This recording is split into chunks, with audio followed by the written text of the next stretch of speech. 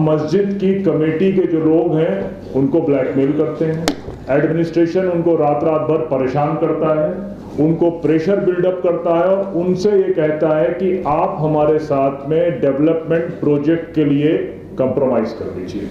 5 मस्जिदें हैं जिनमें मस्जिद कमेटी के लोगों से मेरी बातचीत हुई, जिसमें उन्होंने एक्सेप्ट किया कि एडमिनिस्ट्रेशन के लोगों ने कहा कि अगर तुम सरेंडर नहीं करोगे मस्जिद तो हम तुम्हारे ऊपर मुकदमे लगा देंगे। रात के चोरों की तरह आकर मस्जिदों में आप नोटिस लगाएंगे। 13 तारीख की नोटिस होगी, पेस्ट करी जाएगी 17 तारीख को और 18 तारीख को बुलडोजर इसलिए आ जाएगा क्योंकि उस दिन संडे होगा। 2018 के आसपास जो लिंचिंग का जो मॉडल था वो वेल ऑर्गेनाइज मॉडल था।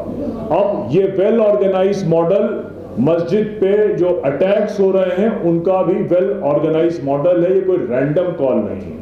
गाजियाबाद में खोड़ा के इलाके में पर्सनल एनिमिटी में मर्डर होता है, उसके बाद इनकाउंटर होता है, फिर उसके बाप को जेल में डाल दिया जाता है, उसको वकीलों से मुलाकात तक नहीं करने दी जाती, लेकिन उसके साइड में जो वहां मदरसे चल रहे हैं उनको आप सील कर देते हैं। इलेक्ट्रिक का connection commercial, land commercial, land value commercial, लेकिन आप कंपनसेशन दे रहे हैं रेसिडेंशियल।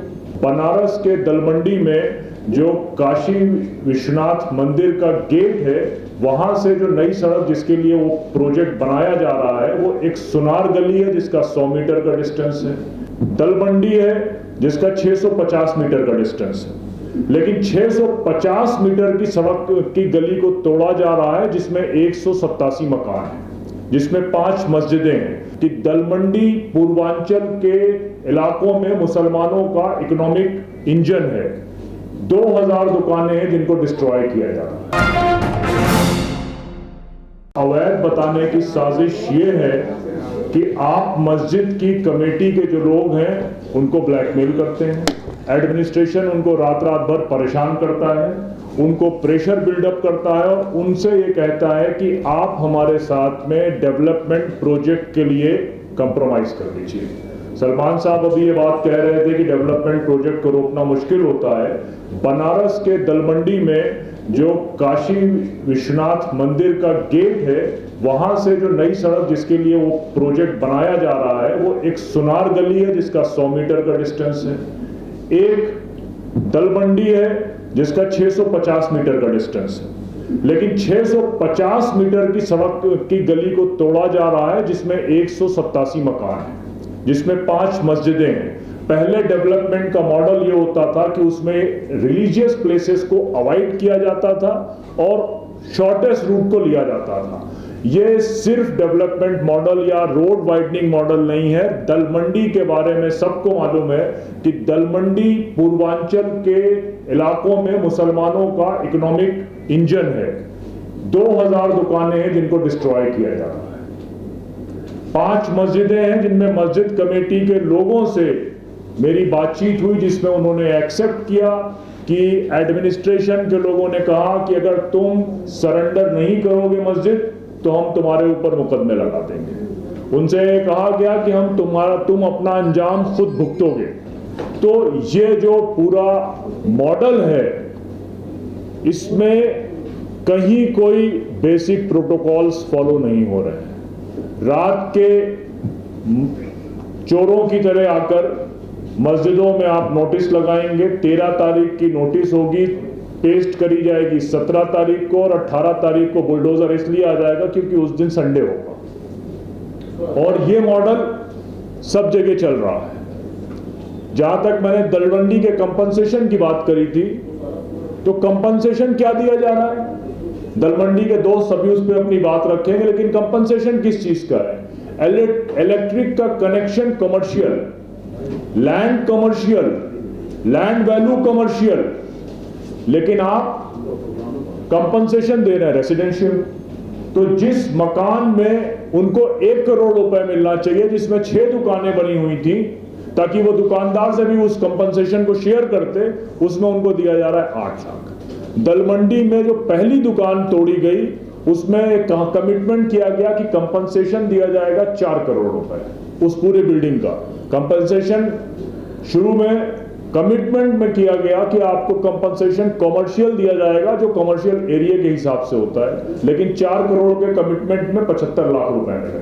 तो ये जो वायलेशन चल रहा है ये सिर्फ एक इतना रैंडम नहीं हो सकता। अगर एक 15 दिनों में 20 मस्जिदों को टारगेट किया जाए, उत्तराखंड में टारगेट किया जाए, उत्तर प्रदेश में टारगेट किया जाए, राजस्थान में टारगेट किया जाए, दूसरे इलाकों में टारगेट किया जाए, आप याद करिए 2018 के आसपास जो लिंचिंग का जो मॉडल था वो वेल ऑर्गेनाइज्ड मॉडल था। अब ये वेल ऑर्गेनाइज्ड मॉडल मस्जिद पे जो अटैक्स हो रहे हैं उनका भी वेल ऑर्गेनाइज्ड मॉडल है, ये कोई रैंडम कॉल नहीं है। गाजियाबाद में खोड़ा के इलाके में पर्सनल एनिमिटी में मर्डर होता है, उसके बाद इनकाउंटर होता है, फिर उसके बाप को जेल में डाल दिया जाता है, उसको वकीलों से मुलाकात तक नहीं करने दी जाती, लेकिन उसके साइड में जो वहां मदरसे चल रहे हैं उनको आप सील कर देते हैं। अब मदरसे सील किस बात पे किए गए किसी को नहीं मालूम। वो लोग भी बैठे हैं, वो भी अपनी बात रखेंगे। बाड़मेर से हमारे दोस्त मुजम्मिल अभी आए हैं, वो बाड़मेर के लोग अपनी बात रखेंगे।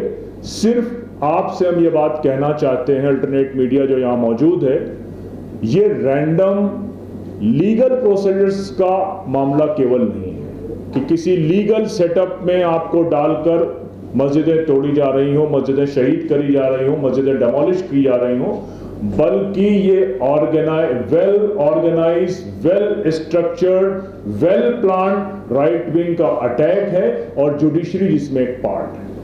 यही महीना क्यों चुना गया जिस दिन सुप्रीम कोर्ट बंद है, जिस दिन हाई कोर्ट बंद चल रहे हैं, वैकेशन बेंच में बहुत मुश्किल होती है स्टे ऑर्डर लेने में।